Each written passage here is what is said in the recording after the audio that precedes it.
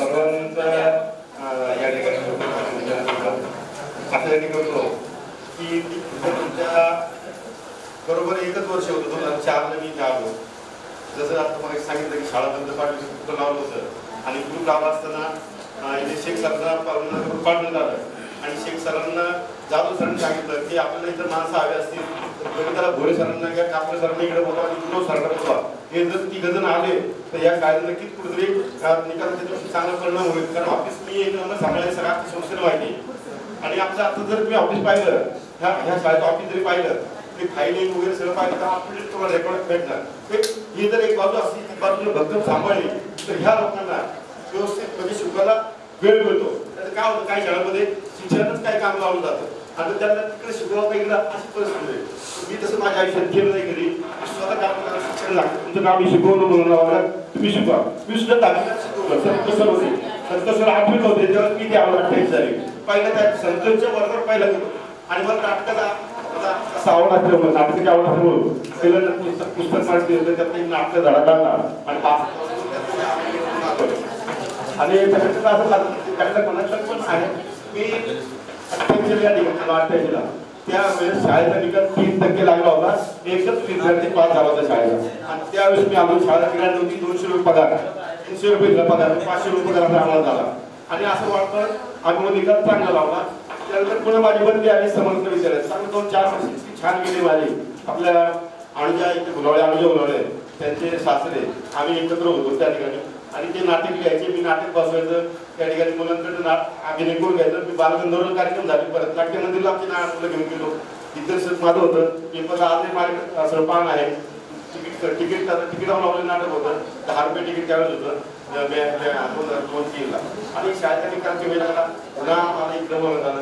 त्यानंतर भोले सरांनी पहिल्यांदा निकाल 68% लागला दुसऱ्या वर्षी 72% निकाल आला आणि तिसऱ्या वर्षी भोले सरांचं खरोखर अभिनंदन करतो. गणिताचा निकाल भोले सरांनी 100% लावला आणि पहिल्यांदा ज्या ठिकाणी मी काम करतो समर्थला शाळेतला निकाल 100% लागत होता या शाळेमध्ये होत होता 70ला 100% आणि त्यानंतर 100% निकालची परंपरा जी सुरू झाली कॉलेजची पण 100% निकालची परंपरा या ठिकाणी सुरू झाली. असं मला अभिनयाची आवड होती मी चांगलं काम करत होतो. त्या ठिकाणी मी आपलं अभिनय पुन्हा माझी बदली आले इंदुरीला. आता मला मी काही देऊ शकत नव्हतं की आता कधी मला शाळेत येताना ज्या पावसामध्ये काम केलं आमचं ऑफिस बाहेर होतं तेच कपाट वगैरे बाहेर बसलं पाऊस येतं आणि इतकं छान वाटत असे बारीक बारीक दुसऱ्या असे अंगावर उडायचे इतकं छान वाटत बघा बारीक बारीक दुसऱ्या अंगावर उडाले उन्हाळ्या दिवसात असं उन्हात उडाले समुद्र किनाऱ्यावरती गेला बारीक बारीक दुसऱ्या अंगावर आले छान असं मस्त वाटतं आणि कविता सुचतात. माझं कविताचं पुस्तक आहे निर्मळ मैत्री नावाचं माझं कवितेचं पुस्तक आहे. त्याची 120 रुपये किंमत आहे. मी घ्या म्हणणार नाही पण सांगितलं आहे छापून सगळं आहे माझे. तर अशी एक आवड आणि आता मी रिटायर जातो सर म्हणले हे करतो ते करतो नाही मी रिटायर मला कविता वाटली याची कविता आहे तर आपण सुद्धा संत नाही पण जरा मला असं वाटलं शांती काय ना काहीतरी यायचा प्रयत्न मी मला करत असतो आणि सांगितलं सरांनी की तुम्ही हे करा तुम्ही ते करा. मी काही मला सांगितलं हे करा ते करा तुम्ही खूप 35 वर्ष झाली कारण मी आलो तर तुम्ही 15 वर्ष होता आणि आता 20 वर्ष कारण 10वीला विद्यार्थी असतो तो 15 वर्ष असतो 12वीला सुद्धा 18 वर्ष असतो. आता इकडे तुम्हाला 33 वर्ष मी काम केलेलं मला माहिती तेव्हा तुम्ही 35 वर्ष आनंद होला तुम्ही आता 35 झाला तर सोडेल म्हणलो तुम्हाला इथे थोडेफार ओळखीचे होते. ते मुलगी मागे भावाला आली 2 वर्ष बोलले तेव्हा मी तिला ओळखलं 2 वर्ष मुलगी आली एक आपली काही जातच असं राहिलं ही माझी कामाची एक मुलगी नाही तेवढ्या काही जास्त ओळखी नाही पुढे चेर ओळखी नाही पण मी म्हणेन की तुम्ही मस्त कुठे फिरायला जाता वर्षात तुम्ही फॅमिली घ्यायची लांब लांब फिरायला. मी सेवानिवृत्त झाल्यानंतर ओडिसा गेलो उज्जैनला गेलो अयोध्येला गेलो अजून आता परवा एक मस्त चालू 4 जातात फिरत जातो लेहला गेलो असं तुम्ही फिरा आणि तुमच्या जीवनात तुम्हाला जे वाटतं आपल्या मला जे वाटतं मला असं वाटतं मला नाचायचं लाजणार नाही नाचणार आनंद वाटणार ना मला आनंद यायचा लाजत कोण काय म्हणा आता मग अशी म्हणजे बोला कशाला घाबरता का बोला ना चुकला तू चुकू द्या आपण होत ना मग कुठे तुझी मिळेल तिथं बोलायचं बिंदास उभं आणि हे तुम्हाला व्यास आज तुम्हाला मी सांगतो की हे व्यासपीठ तुम्हाला बोला 2 शब्द जे म्हणत असेल बोलायचं काय बोलून घ्या ना मी इकडे हे करतो ठीक आहे चालतं ते ठीक आहे तुम्ही मला बोलवलं आणि परत तुला बोलले की मला बोलायचं होतं तेव्हा तुम्ही सहजाकारी आणि तुमचे सर्वांचे आभार मानतो, धन्यवाद देतो आणि थांबतो. जय हिंद महाराज. दैनिकमान तेजानं हिंदवी स्वराज्याचं तोरण दारोदारी बांधले गेलं असं श्रीमंत छत्रपती शिवाजीराजे संपूर्ण महाराष्ट्रावर आपल्या आशीर्वादाचं आणि कृपेचं छत्र धरणारी आई एकविरा माता, भागवत संप्रदायाची भगवी पताका ज्यांनी अजन्म आपल्या खांद्यावर वाहिली ते जगद्गुरु श्री संत तुकाराम महाराज यांच्या चरणी नतमस्तक होऊन मावळ तालुक्यात असणारं नूतन महाराष्ट्र विद्याप्रसारक मंडळाचं श्री एकविरा विद्या मंदिर कारला. मी एक शिक्षक, शिक्षण माझा स्वधर्म, विद्यार्थी माझे दैवत, धडपड माझी पूजा, दुरितांचे तिमिर जावो ही माझी प्रार्थना आणि समाजाचे आशीर्वाद हाच माझा प्रसाद. मित्रांनो, आता बोरुडे सरांनी मगाशी सांगितलं की ती सध्या काय करते. ऍक्च्युअली ती या शब्दातला त्यांना अभिप्रेत असणारा अर्थ होता ती म्हणजे माझी शाळा. वास्तविक पाहता तुमची 2004ची बॅच, माझी नेमणूक 4 जुलै 2007. म्हणजे तसं पाहिलं तर तुमचा बॅचचा आणि माझा काळी मात्र संबंध नाही, परंतु या ठिकाणी वाचलेल्यांपैकी अनेक चेहरे दररोज संपर्कातले असतात. आता काही मुलांनी ज्यावेळेस स्वतःचा परिचय करून दिला तर त्यांचे कुणी ना कुणी नातेवाईक माझे संपर्कात आहेत. ह्या दिनेशच्या मिसेस, दिनेश आणि मी वर्ग मित्र आहे, असं अनेक जण या ठिकाणी आहेत की ज्यांच्या नावाने वाटतंय की हे कुणीतरी आपले असो. 4 जुलै 2007चा प्रसंग, माझी नेमणुकीचा तो दिवस. मला वाटलं होतं कारल्याला मला नोकरी मिळाली, खूप आनंद झाला होता. माझ्या आजोळ असायचं एवढे. माझ्या आजीला सांगितलं की आजी म्हणलो कारल्याला मला आता कामाला जायचंय बाबा, माझी शाळा चालू होणार. आजीने पहिला कपाळाला हात लावला. आजी म्हणते कशाला जायचं तुझ्या कारल्याला, कारल्यातलं भांडणं मारामारी होतात म्हणला, तिथं अजिबात जाऊ नको. तुला दुसरं गाव नाही का म्हणले कामाला. मी पण थोडस मनातून कचरो, कारण की याच्या आधी मी पाहुण्याला इंटरव्ह्यूला गेलो तेव्हा जीप मधून उतरलो, गेट मध्ये जेवढी तुफान मारामारी चालली होती पोरांची, मी आतमध्ये इंटरव्ह्यूलाच गेलो नाही. परत तसंच रिटर्न फिरलो आणि त्या गेलो त्या जीपने परत आलो आणि त्यानंतर आलो. परंतु तुम्हाला सांगायला आनंद होतोय की कारल्यासारखं समाधान देणारं गाव आणि कौतुकाची थाप टाकणारं गाव मला या शाळेमध्ये 18 वर्ष पूर्ण झालं. 4 जुलैला 18 वर्ष पूर्ण. मी शाळेत कामाला लागलो त्यावेळेस माझं वय होतं 20.5 वर्षाचं आणि शाळेत मुलं होती जवळपास 16-17 वर्षाची, त्यांच्यापेक्षा मी 3 वर्षांनी फक्त मोठं. परंतु या ठिकाणी जी काम करणारी मंडळी होती त्या काम करणाऱ्या मंडळींमध्ये प्रामुख्याने कापडे सर असतील, डंबेर दादा असतील, बोर्डे सर, बोर्डे सर, ही जी जुनी मंडळी होती, जाधव सर, ह्या लोकांनी मला एक आधार दिला आणि काम करायला सांगितलं. काम करत गेलो, सर्वांनी खूप आनंदाने आधार दिला. आणि ह्याच्यानंतर आज मी तुम्हाला जे सांगणार आहे त्या पुढच्या पिढीचा प्रतिनिधी म्हणून सांगणार आहे. तुमच्या या शाळेमध्ये शिक्षण घेणाऱ्याला प्रत्येकाला अभिमान वाटावा अशी कामं आपल्या शाळेच्या मार्फत आपण करत आहोत. यामध्ये या शाळेच्या शिरपेचातला सर्वात मानाचा आणि मोठा बिंदू असणार तो म्हणजे आपल्या अमेरिकेने आपल्याला संगणक देण्याचं नाकारलं होतं, कॉम्प्युटर. त्यावेळेस अमेरिकेला चॅलेंज करून आपल्या भारतातले शास्त्रज्ञ डॉक्टर विजय भटकर यांनी परत महासंगणक तयार केला. आणि आपल्या सर्वांना अभिमानाची गोष्ट अशी आहे की त्यावेळेस ज्ञान विज्ञान प्रतिभा परीक्षा होती आणि त्या परीक्षेला आपण आपल्या विद्यालयातील विद्यार्थी बसवले होते. आणि आपल्या विद्यालयातील एक विद्यार्थी राजेश जन्म हा 3 दिवस पुणे विद्यापीठामध्ये विजय भटकरांबरोबर काम करत होता. हा नक्कीच आपल्या शाळेसाठी एक अभिमानाचा क्षण आहे. वरची शाळा, जुनी शाळा पाहिली, अनेक सुखदुःखाचे यश आपण या शाळेचे चढ उतार आपण पाहत होतो. त्या शाळेमध्ये आपल्याकडे लॅब नव्हती, प्रयोगशाळा नव्हती, तरी पण माझ्या शाळेतला मुलगा मावळ तालुका विज्ञान प्रदर्शनामध्ये पहिला होता. ही वाखाणण्याजोगी गोष्ट आहे.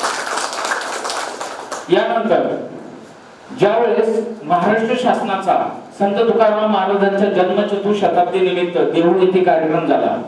महाराष्ट्र शासनाच्या सांस्कृतिक विभागाचा कार्यक्रम होता आणि त्या कार्यक्रमाची सुरुवात करण्याची संधी आपल्या एकविरा विद्या मंदिरला मिळाली. आमची माती आमची माणसं हा कार्यक्रम लागायचा. कापडे सर, गुरव सर, आम्ही त्या मुलांना देऊला घेऊन गेलो. मराठी पावलं पडते पुढे हा कार्यक्रम त्या ठिकाणी सादर झाला. शिवशाहीर बाबासाहेब पुरंदरे यांच्या समोर मराठी पाऊल पडते पुढे हा मावळ फेस्टिवलला आपण सादर केला. या सगळ्यांचा तुम्हाला या शाळेचे माजी विद्यार्थी म्हणून नक्कीच अभिमान वाटेल. या शाळेमध्ये असताना एक असा प्रसंग घडला की पुणे जिल्ह्याचे उपशिक्षणाधिकारी भाऊसाहेब कालेकर या ठिकाणी आले आणि या आपली ग्रामीण भागातली शाळा त्यांना अपेक्षित होतं की शहरातल्या शाळेप्रमाणे सगळे इथं अप टू डेट पणा पाहिजे. परंतु आपल्या शाळेमध्ये भौतिक सुविधा, पहिली भौतिक सुविधा म्हणजे इमारतीची ती थोडीशी कुचकामी असल्यामुळं आपल्याला त्या रेकॉर्ड सगळे ठेवता आलेले नव्हते आणि भाऊसाहेब कार्यक्रम नाराज झाले आणि त्यांनी या शाळेमध्ये चहा सुद्धा प्याला नाही आणि ते निघून गेले. म्हणजे मला तुमच्या शाळेचा चहा सुद्धा नको. त्याच दिवशी ठरवलं होतं ह्याच भाऊसाहेब कार्यक्रमांना इथं आणून दाखवून म्हटलं. त्याच नंतर 3 वर्ष कामाला सुरुवात केली. 2015 साली इन्स्पेक्शन झालं. 2017 साली म्हटलं साखरे सर आपले मुख्याध्यापक होते. साखरे सरांना म्हटलं मला एकदा स्कॉलरशिपचे सगळे करून तर बघा सगळे विषय सगळं शिकवतो. म्हटलं मराठी शिकवतो, इतिहास शिकवतो, भूगोल शिकवतो, गणित घेतो, बुद्धिमत्ता घेतो, सगळे द्या मला माझ्याकडे, पण एकट्याला द्या. कारण की ते उभारलं की हा म्हणजे आपल्याला हा तो घेईन पुन्हा ते उभत नाही राहून सगळे विषय मला त्या म्हटलं मी घेऊन देतो. तर 2017-18 आपण प्रयत्न केला आणि तो प्रयत्न इतका यशस्वी झाला की पहिल्यांदा ज्या शाळेचा निकाल वर्षानुवर्ष 0% लागत होता त्या शाळेचा निकाल 96% लागला आणि आपल्या शाळेतले 3 विद्यार्थी प्रेम संदीप बोरकर, दिया विजय येवले आणि तेजल हरिश्चंद्र केदार हे पुणे जिल्ह्याच्या गुणवत्ता झाले. इतका आनंद झाला सगळ्यांना. आपले मुख्याध्यापक साखरे सर यांनी फोन केला भाऊसाहेब कार्यकर साहेब म्हणले तुम्हाला आमच्या शाळेतला चहा सुद्धा प्यायचा नव्हता, आज या तुमच्याच हस्ते आमच्या विद्यार्थ्यांचा गौरव करायचा आहे. आपले 3 विद्यार्थी त्यावेळेस गुणवत्ता 2017 पासून तर 2023-24 पर्यंतची आजची परंपरा आपण अखंडित ठेवत आपले जवळजवळ 58 विद्यार्थी गुणवत्ता आले आणि जवळपास 28 ते 29 लाख रुपयाची शिष्यवृत्ती त्या मुलांना मिळाली. तुम्हाला ती सध्या काय करते तर ती सध्या हे करते. दुसरी गोष्ट असं म्हणतात की गावाला शाळेचा अभिमान वाटावा आणि शाळेला गावाचा आधार वाटावा. हे कारला गाव इतकं छान आहे, इतकं छान की प्रत्येक गोष्टीमध्ये शाळेला भरभरून मदत देतं. आणि विशेष म्हणजे आनंदाची बाब अशी की तुमच्याच बॅच मध्ये असणारे आताचे विद्यमान ग्रामपंचायत सदस्य सचिन भाऊ ते असतील किंवा वेगवेगळे येते तर कैलास भाऊ आहेत, इंगवले भाऊ आहेत, ते पोपट चव्हाण मामा आहेत, ते त्यांचे चिरंजीव आहेत. हे प्रत्येक जण आपापल्या पद्धतीने या शाळेला मदत करत असतात. सचिन भाऊंनी तर सांगितलं काही लागलं तरी पुस्तकं लागली तर आमच्याकडे यायचं घेऊन जायचं. मुलांना भूपेश ज्ञान करायचे असेल तर पोपट मामा लगेच तयार असतात. सर 100 रुपये कमी द्या पण आपल्या मुलांची गेली पाहिजे व्यवस्थित. इंगवले भाऊंची नेहमी मदत असते. परत नंदू भाऊ कधी लागलं काय तर सदैव तयार. या परिसराचे लोक, ह्या कारला ग्रामस्थांचे लोक हे जे ह्या शाळेवरचे जे ऋण आहे ते कधी विसरता येणार नाही. आणि आपल्या सर्वांच्या सहकार्याने या ती सध्या काय करते तर ती सध्या खूप जमते. त्या तिचं सध्या बघा रूप पुढे पालटलंय. ते रूप कसं होतं, आजचा रूप कसं आहे, तिच्यात प्रचंड बदल झालेले. आपली शाळा जशी बाबळेवाडी शाळा प्रसिद्ध आहे, जसं आपल्या मावळ तालुका एकविरा देवस्थानला भेट देतात कारला, आपल्या शाळेला आपण असे बनवायचे की हे शैक्षणिक केंद्र झालं पाहिजे. लोक ज्यावेळेस कारला येऊन कारला लेणीला भेट देतात, देवीचं दर्शन घेतात, त्याचप्रमाणे एक दिवस असा उजाड येतो की या कारला शाळेला भेट देण्यासाठी लोक येते. आणि आज ना उद्या नक्कीच या शाळेतून चांगलेच विद्यार्थी प्रविष्ट होतील. सर्वांना सांगायची अभिमानाची गोष्ट आहे की आपल्या शाळेमध्ये एक शरीफ युसुफ शेख नावाचा मुलगा होता. शरीफ युसुफ शेख, त्याचा 4-5 दिवसापूर्वी फोन आला होता, सर माझा ICICI बँकेमधली डेप्युटी मॅनेजर म्हणून सिलेक्शन झालेलं आहे, त्यामुळे तो म्हणला सर मी 5-6 दिवसात भेटायला येतो. ट्रेनिंगच्या आधी म्हणलं मी शाळेत भेटायला आलो होतो पण आपली शाळा बंद होती आणि आपल्या शाळेच्या तिथं जवळ एक मोठं कॉलेज झालेलं आहे म्हणलं लाल रंगाचं. अरे म्हणतो ते कॉलेज नाही मला, ती तुझीच शाळा आहे, ती आपली शाळा आहे, ती आता तिचं रूपने बदललंय, ती आता नवीन झालेली आहे. तर म्हटलं सर खूप आनंद वाटला त्याला. त्याचबरोबर अजून एक विद्यार्थी सिटी बँकेमध्ये लागला. अशा अनेक विद्यार्थ्यांचे फोन कॉल्स येतात की ज्यावेळेस कळतं की विद्यार्थी कुठे ना कुठे प्रगती करतात. बरेच जण वेगवेगळ्या व्यवसायामध्ये या ठिकाणी पुढाकार घेऊन काम करतात. असो, तुम्ही जो हा सोहळा घडवून आणला, खरोखरच एक आनंददायी सोहळा. या ठिकाणी आपल्या सर्व शिक्षकांना आमंत्रित केलं, त्यांच्याबद्दलची कृतज्ञता व्यक्त केली. त्याचबरोबर तुमचे आम्हा सर्वांकडून आभार तर आहेच. माझा काही तुमच्यापेक्षा संबंध नसताना मलाही आग्रहाने यांनी बसवून ठेवलं, फेटा घालायला लावला. मला तळेगावला इलेक्शन ड्युटी असताना मला यांनी जाऊन दिलं नाही, म्हणजे सर कार्यक्रम मोजपर्यंत तरी बसा. त्या सर्वांचे मी मनापासून आभार मानतो. तुम्हाला तुमच्या हातून आई वडिलांची, समाजाची, मुलांची, देशाची सेवा करू ही आई एकविरा चरणी व कारलागावचं आमचं ग्रामदैवत भैरवनाथांच्या चरणी प्रार्थना करतो.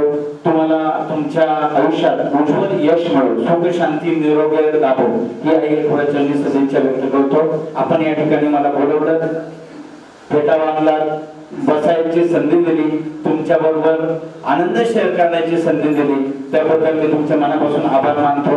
संयोजकांनी मला या ठिकाणी बोलण्याची संधी दिली, त्याबद्दल त्यांच्याही मनापूर्वक आभार मानतो. व आम्हा सर्व जे या ठिकाणाहून सेवानिवृत्त झाले त्यांचे आशीर्वाद आणि जे सध्या कार्यरत आहे त्यांची संगत, या दोन्हीच्या जोरावर मी तुम्हाला सांगतो की नक्कीच राज ठाकरे म्हणायचे, जगाला हेवा वाटण असा महाराष्ट्र आपण घडवूया. तसं तुम्हाला मी सांगतो, तुम्हाला अभिमान वाटावा अशी शाळा आपण घडवणार आहोत. त्यासाठी तुमच्या सहकार्याची अपेक्षा आहे. मला या ठिकाणी बोलण्याची संधी दिली त्याबद्दल मी तुमचे मनपूर्वक धन्यवाद व्यक्त करतो. त्यांच्या विचारांनी संपूर्ण महाराष्ट्र घडला असे अखंड हिंदुस्थानाचे आराध्य दैवत छत्रपती शिवाजी महाराज 32 वर्षाच्या वयामध्ये निडऱ्या छातीने मृत्यूशी झुंज देणारे छत्रपती संभाजी महाराज, ज्यांनी शिवरायांना घडवले, वाढवले, त्यांना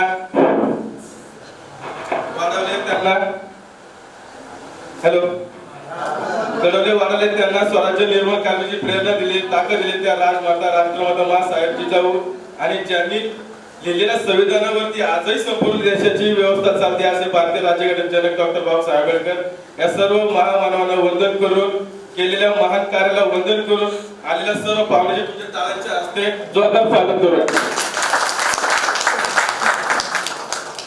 खरं तर मला तर सर्वजण ओळखतच आहे, जास्त गरज नाहीये. माझे नाव नंतर कुमार रघुनाथ सोंडेकर. मी एक छोटा व्यावसायिक आहे आणि 10वी झाल्यानंतर खरं तर काय करायचे, पुढे काय नाही करायचे एवढं सरांच्या मार्गदर्शन भेटलेलं होतं. पण तरी सुद्धा आर्थिक परिस्थिती नसल्या कारणाने कैलास असेल, मी असेल, गणेश असेल, सर्व कॉमर्स निवडले आणि त्यानंतर 12वीपर्यंत शिक्षण सोबत केलं.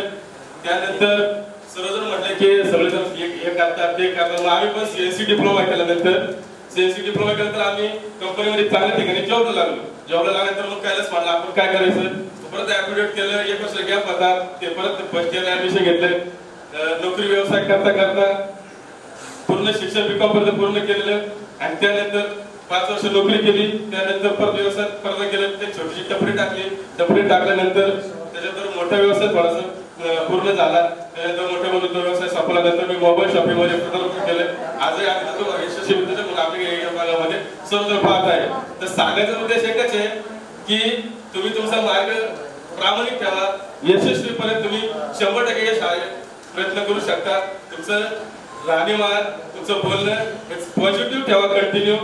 सांगायचं एवढंच आहे. आता त्यालाच मला सांगितलेलं आहे की त्याच्याबरोबरच मी कामाला 5 वर्ष तोही आता परमनंट झालेला आहे आणि मी आता व्यवसायामध्ये आहे. फक्त थोडस पुढे मागे झाले काय हरकत नाहीये.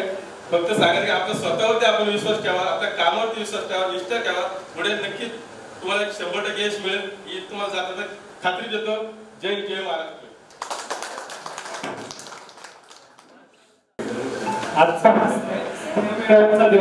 आजचा हा स्नेहमेळाचा दिवस साजरा करण्यासाठी प्रमुख पाहुण्यांपासून अनेकांचे सहकार्य लाभले. त्यांच्या सहकार्याने दखल म्हणून अशा बहरदार कार्यक्रमाची अंतिम टप्प्यात आता वेळ झाली आहे ती आभार प्रदर्शनाची.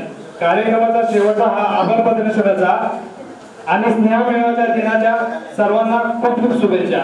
आजच्या कार्यक्रमासाठी उपस्थित सर्व शिक्षक वर्ग आणि मित्रमैत्रिणींनो, तुम्ही आपला सर्वांचा अमूल्य वेळ इथे देऊन खूप उपस्थित दाखवले आणि कार्यक्रमाचा पूर्णपणे सहभाग घेतल्याबद्दल मी सर्वांच्या वतीने आपले आभार मानतो आणि धन्यवाद करतो. खडवायला उंबऱ्यासारखा दुःख अडवायला उंबऱ्यासारखा मित्र वणव्यामध्ये गारव्यासारखा मित्र वणव्यामध्ये गारव्यासारखा वाट चुकणार नाही जीवनभर तुझी वाट चुकणार नाही जीवनभर तुझी एक तू मित्र कर एक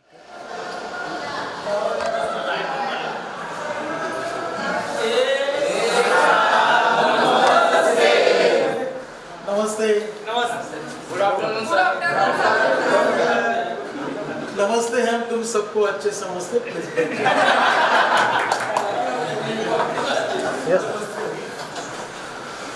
विद्यार्थी मित्रांनो, शैक्षणिक वर्षातील तुमची पहिली बॅच आणि माझ्या नूतन महाराष्ट्र विद्याप्रसारक मंडळाच्या इतिहासातील नोकरीतील तुमची पहिली बॅच. त्यामुळे माझ्या जीवनामध्ये तुमची बॅच अत्यंत महत्त्वाची यासाठी की माझी नोकरीची सुरुवात शिकवण्याची सुरुवात या पुणे जिल्ह्यामध्ये आणि मावळामध्ये पहिली होती. म्हणून जसं आपण म्हणतो की जे काही पहिलं असतं ते आपल्यासाठी खास असतं. मग ते काही असतं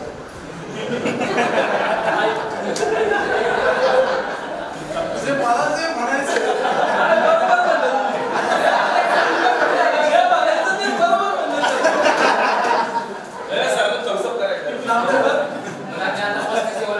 नामदेव तुझ्या मनाचे ते मी सांगेन.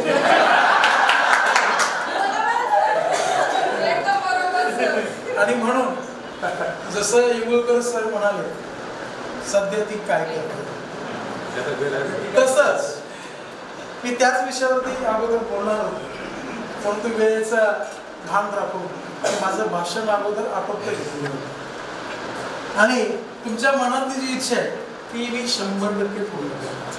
तुम्हाला जे हवंय ते मी 100%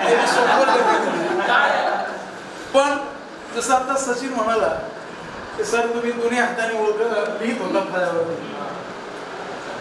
हे खरं आहे सचिन की मावळ आणि पुणे जिल्ह्यामध्ये किंवा गेस्ट लेक्चर म्हणून जातो.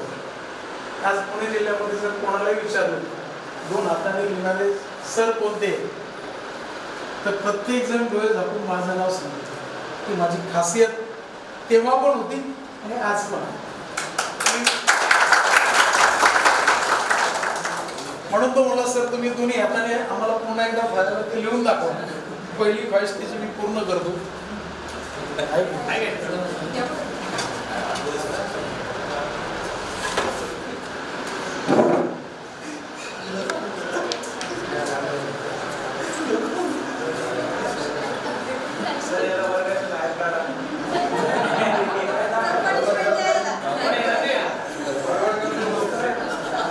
जो बोलेल मी त्याला पनिशमेंट हमखास देत असतो.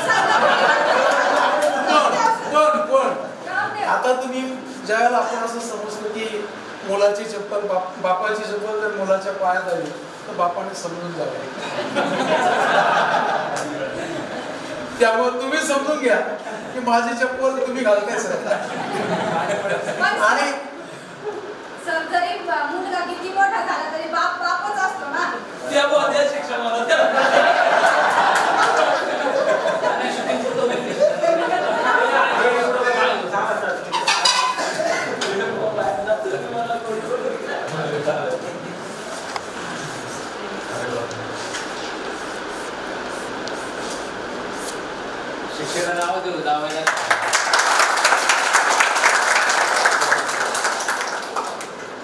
आता थोडस मी जेव्हा शाळेत आलो तेव्हा मी कसा होतो असं प्रत्येकाला आपण आपला चेहरा मिळत असतो आणि चेहरा मिळत असताना आपण शाळेमध्ये केलेल्या ज्या काही गमती राहिल्या फक्त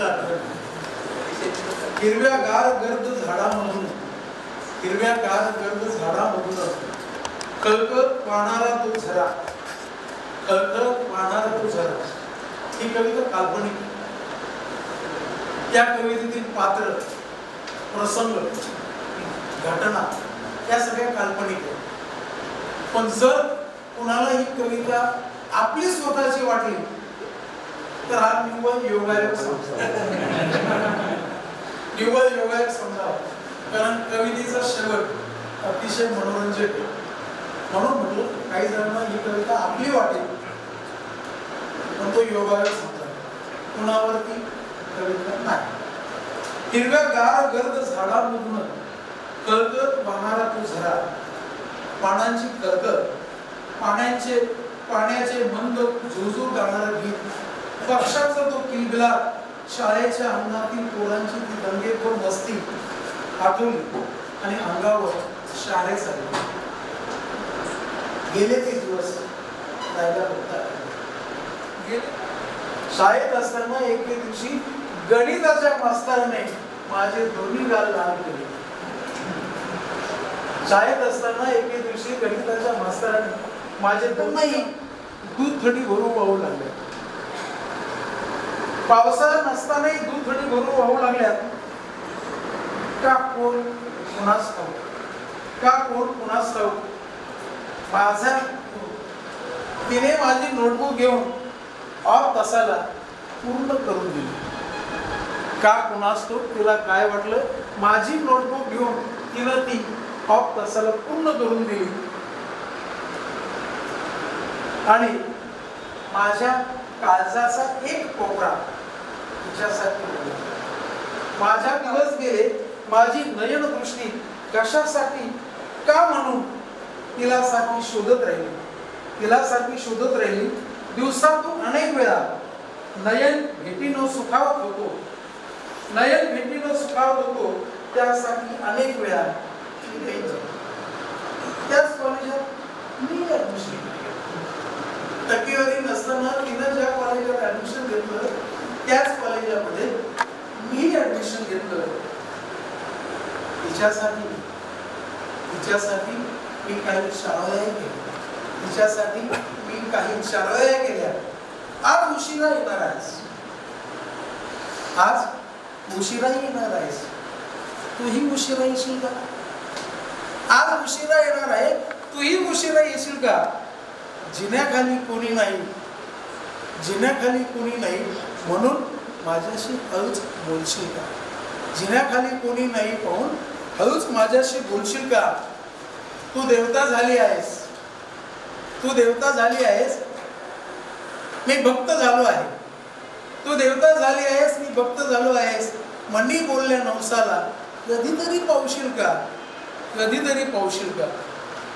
असं अनेकदा वाटलं मनातलं आहे ते सांगून टाकावं एकदा तिला. एकदाच. पण हिम्मत कधी झाली नाही. अचानक एके दिवशी एका मित्राने सांगितलं, अरे जमलं दिसत. अचानक एके दिवशी मित्राने सांगितलं जमलं दिसत. आणि तिनं तुला आग्रहाचं निमंत्रण दिलं बरं का. आणि आवर्जून सांगितलं लग्नाला यायचं.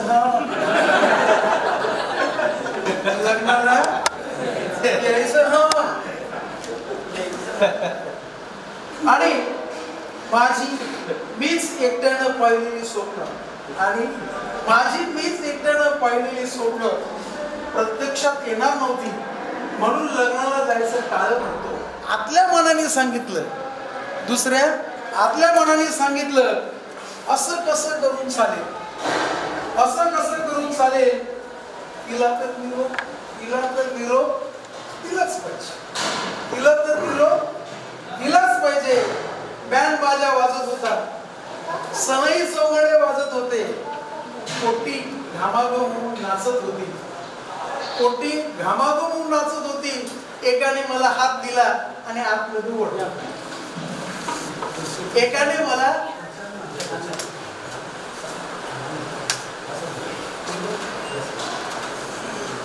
एकाने मला हात देऊन आतमध्ये ओढलं. मी तिचा कलर होऊन नाचत मी तिचा कलर होऊन नाचत राहिलो, घाम दिसत राहिलो. शेवटी लग्न लागलं. जिच्यासाठी स्वप्न पाहिली होती तिच्याच लग्नात मी नाचत होतो. जिच्यासाठी स्वप्न पाहिली होती तिच्यासाठी मी नाचत होतो. वराडी मंडळी जेवायला बसली. मी कार्यकर्ता म्हणून गुलाबजामाची टोकरी घेऊन पंक्तीमध्ये वाढत होतो. गुलाबजामाची टोकरी घेऊन पंक्तीमध्ये वाढत होतो. ती आणि तिचा माझ्याच टोकरीतून गुलाबजाम घेऊन दुसऱ्याला आग्रहाने भरवत होते. ती आणि तिचा माझ्या टोकरीतला गुलाबजाम घेऊन दुसऱ्याच्या तोंडात आग्रहाने घालत होती. माझा मात्र पाक करत होता.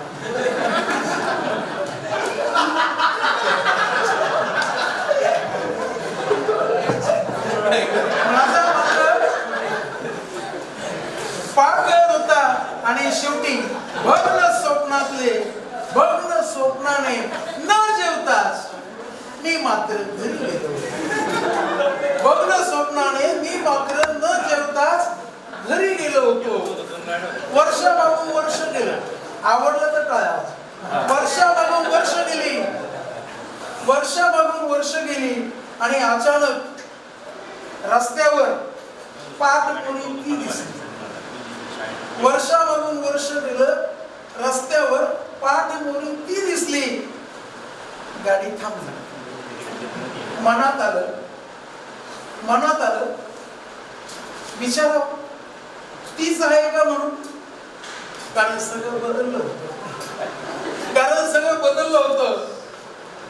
एक मन म्हणालं ती नसेल. कारण तिच्या कडेवर एक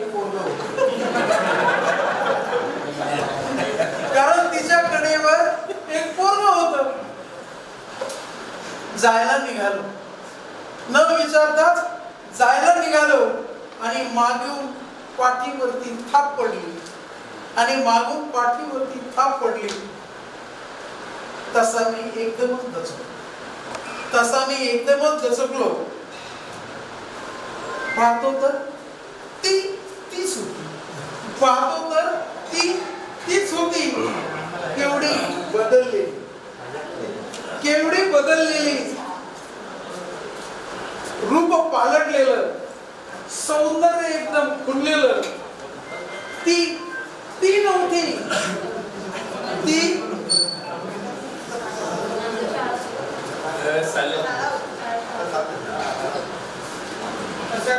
रूप पालटलेलं. सौंदर्य खुललेलं. ती नव्हती तर ती सौ झालेली होती.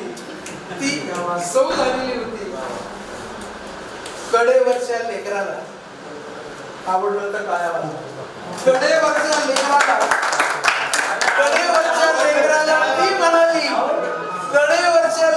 ती म्हणाली अरे हा मामा बर का.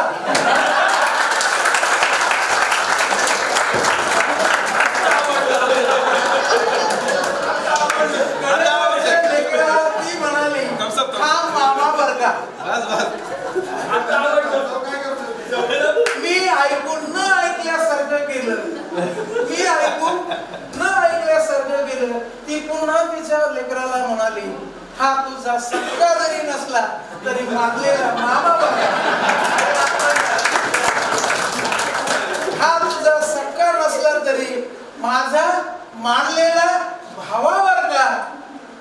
हे जेव्हा ती बोलली तेव्हा माझा पुरता मामा झाला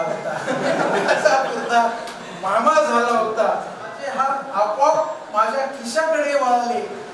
म्हटलं काहीतरी नाही भाच्याला खाऊसाठी 10 रुपये तरी द्यावे. न राहून खिशाकडे हात जाऊन म्हटलं भाच्याला 10 रुपये खाऊसाठी तरी द्यावं बरं का. आणि तुम्हाला म्हणून सांगतो मी वर्षातून 2दा तिच्याकडे जातो बरं का. वर्षातून 2दा तिच्याकडे जातो बरं का. एकदा रक्षाबंधनाला आणि दुसरा भाऊबीजेला. कारण माझा 20 वर्षापूर्वी मोठा गैरसमज झाला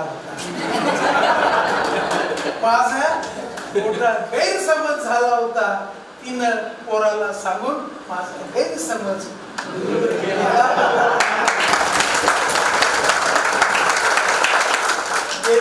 गेले ते दिवस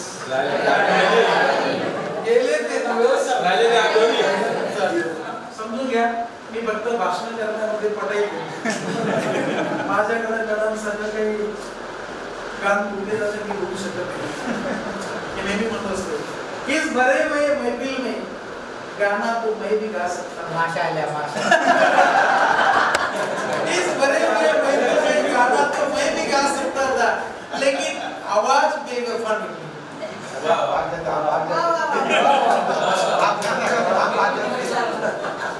असं कविता अत्यंत सुंदर.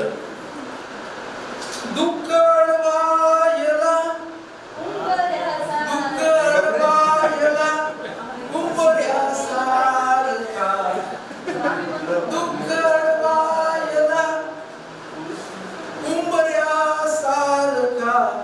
मित्र बनव्यामध्ये गारव्यासारखा, मित्र बनव्यामध्ये गारव्यासारखा. वाट चुकणार नाही, वाट चुकणार नाही जीवनभर तुझी, वाट चुकणार सारखा, मित्र बनव्यामध्ये गारव्यासारखा. हिंडतो देव शोधायला, कावगा हिंडतो देव शोधायला. मित्र आहे जवळ, मित्र आहे जवळ मंदिरासारखा, मित्र बनव्यामध्ये गारव्यासारखा. मित्र येतो पुढे सारखा.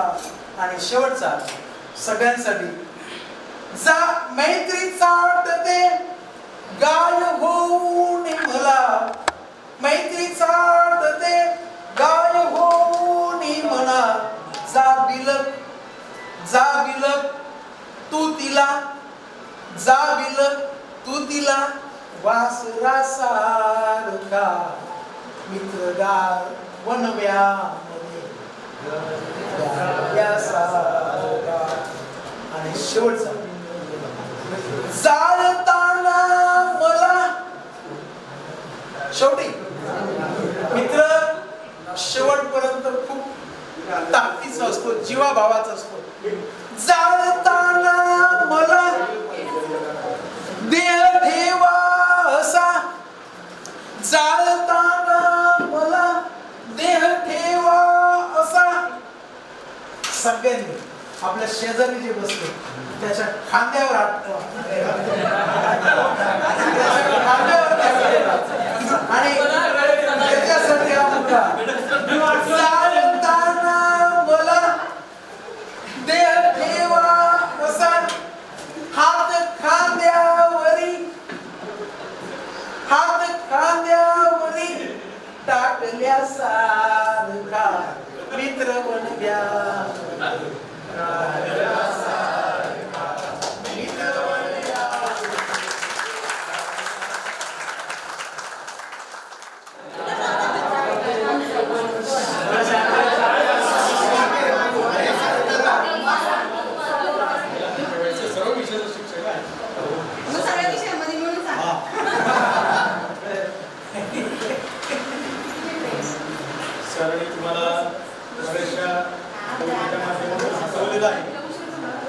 पण मी जे सांगणार आहे किंवा जे बोलणार आहे ते लक्ष देवा.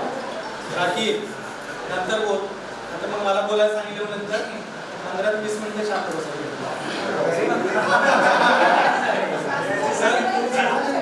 खरंच मी बोलणार आहे, खरं बोलतो. सर मी बोललेलं आहे ते कवितेच्या माध्यमातून तुमचं जे भावना आहे ते व्यक्त केलेलं आहे. पण मी जे बोलणार आहे ते वास्तव रूपातील बोलणार आहे, जे आपल्याला रोज अनुभवावं लागत आहे.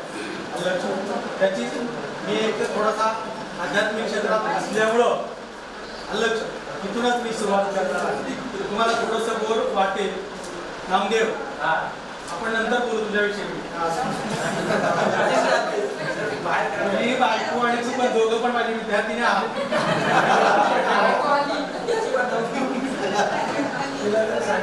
अलंकापुरी पुण्यभूमी पवित्र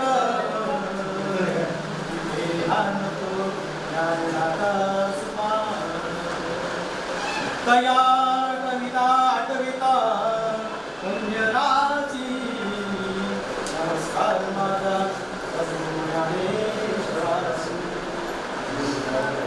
वसुदेव वसुदेव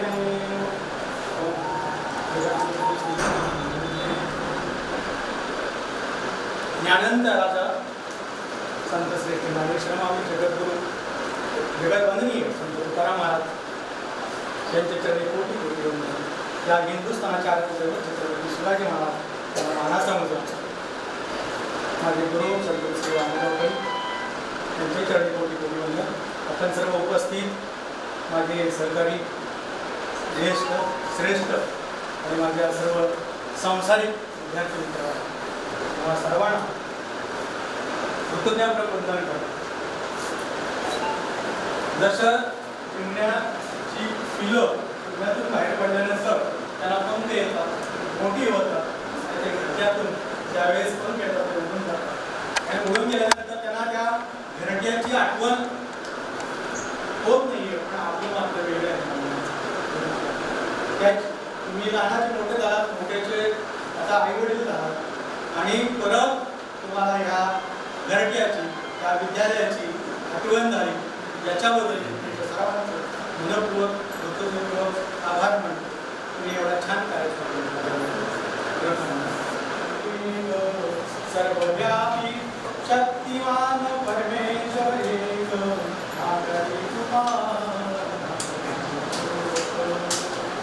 ना देई दुःख ना करी चुका, ना देई दुःख ना करी सुखाय, ना करी न्याय ना करी न्याय. क्रियमान दैशे क्रिया क्रियमान दैशे पुण्य आणि पाप ना करी कृपा. तुम्ही जी क्रिया करणार आहे त्याच्यानंतर तुम्हाला मिळत जातं. पण जी क्रिया आहे ती एकपट असते, पण त्याची प्रतिक्रिया असते सहस्रपटीने असते. त्याच्यामुळं आपण प्रत्येक ठिकाणी सावध असलं पाहिजे. प्रत्येक ठिकाणी सावध असलं. म्हणून तुम्ही जे पेरणार आहे ते चांगलंच पेरा, चांगलंच पेरा. लक्षात ठेवा. म्हणून आपण जीवनामध्ये 4 गोष्टी महत्त्वाच्या आहेत. आपल्याला यश हवं असेल ना तर पुण्य हवं असेल आणि पुण्य कुठून मिळतं? चांगल्या कर्मातून मिळतं. चांगले कर्म आणि निसर्गाचे नियम. निसर्गाचे नियम कुठंच नियम शिकलेला असतो. ऍक्शन अँड रिॲक्शन आहे. जशी क्रिया असेल तशी प्रतिक्रिया असते, पण प्रतिक्रिया ही सहस्रपटीने असते.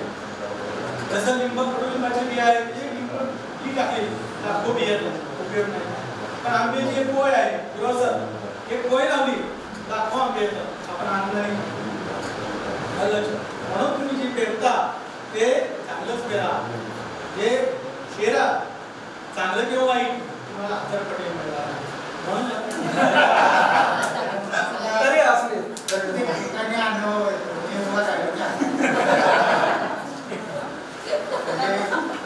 दुखवट्याचा कार्यक्रम असो जिथं नाही तिथं मी उभा राहिलं बोलायला की हसायला मलाच कसं तरी कसं आहे. आता देवाने ठेवले लग्न ठरतं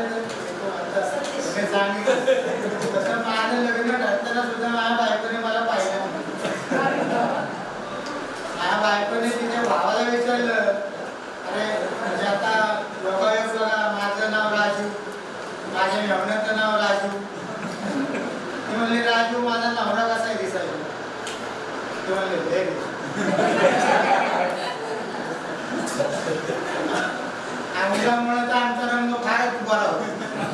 तरी दाढी आरती ठेवली कार्यालाही दाढी ठेवली, पहिली दाढी नव्हती. म्हणजे सांग ना कसं आहे ना, विठ्ठल रुक्माईची तुम्ही मानला तो विनोदाचा भाग आहे. ते तुमच्यासाठी महत्वाचे गोष्ट सांगणार आहे.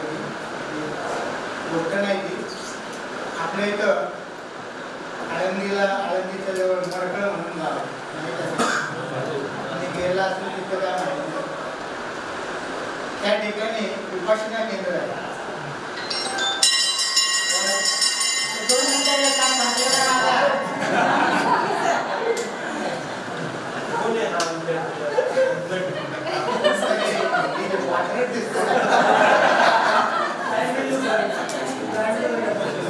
बाबाजी वगैरे कोण आहे?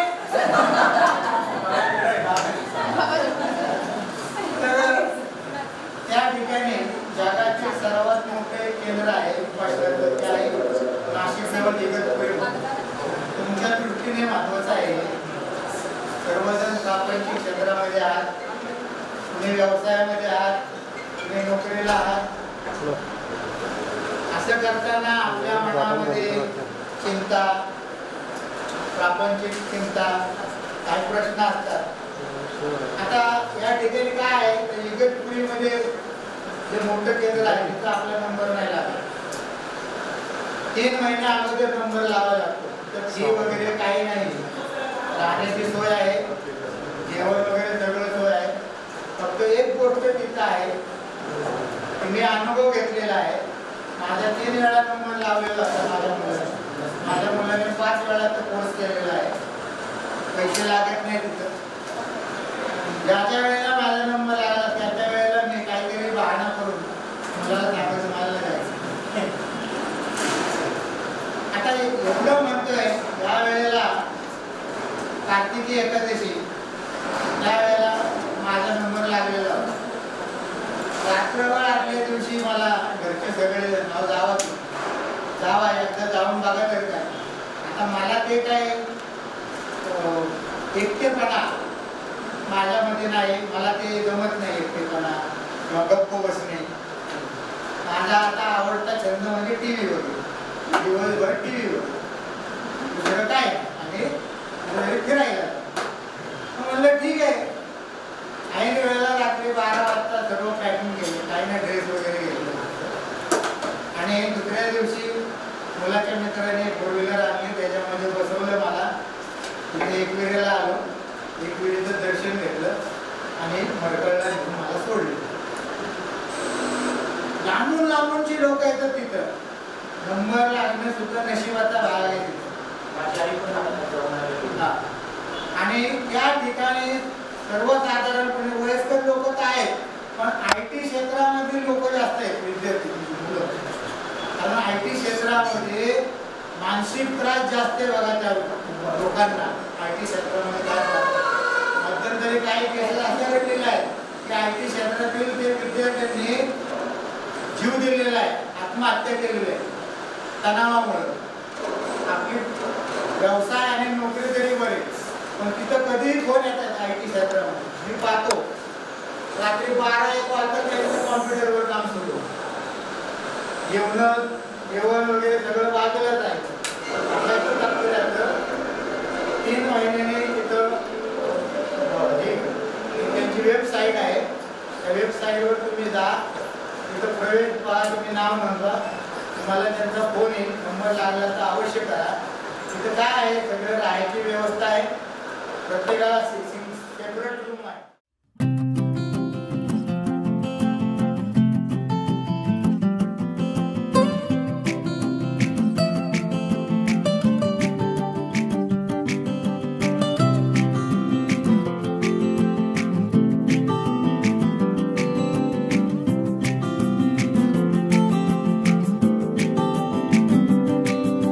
यादों के पुराने एल्बम में छुपा के रखे हैं हमने वो दिन,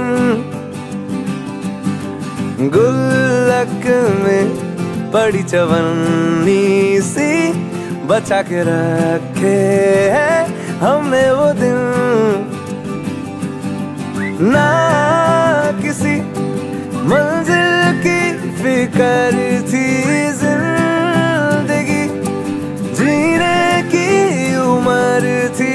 दोस्ती और दोस्तों से उधार के दिन थे, वो दिन भी क्या दिन थे, वो दिन भी क्या दिन थे, वो दिन भी क्या दिन थे।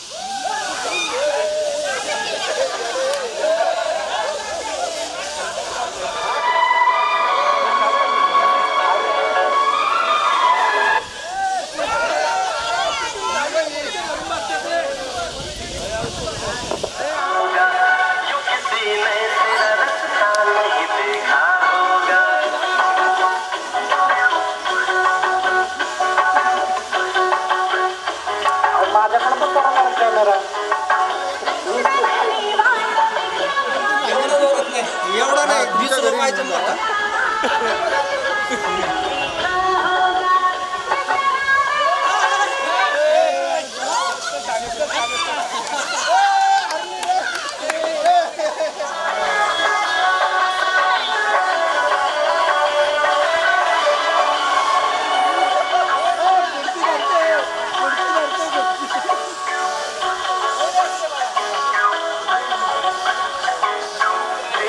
हो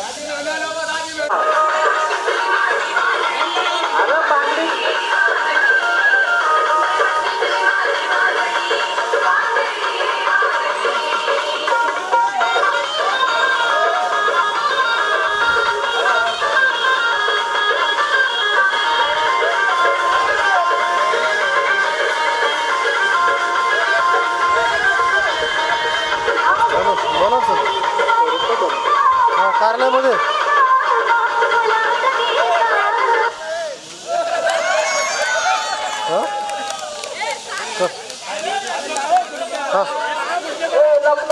आज जाय मला ना 15 मिनिटात निघेल मी, मग देतो आल्या. बघतो ना मी प्रिंटर आहे जागा नाही मग आम्हाला काही बघून भेटणार.